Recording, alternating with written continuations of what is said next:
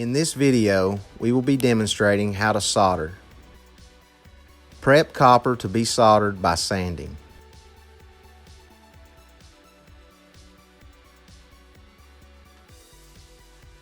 Turn torches on by turning both the oxygen and acetylene tank valves counterclockwise. Turn acetylene valve on torch handle and light with striker. Turn oxygen on to adjust flame. This may take a little practice. Don't get discouraged. Apply heat to the area you wish to solder. Melt some solder onto copper. Once the copper is hot enough, the solder will begin to run. Apply solder around the entire joint you are sealing. Let solder joint cool and inspect for proper seal.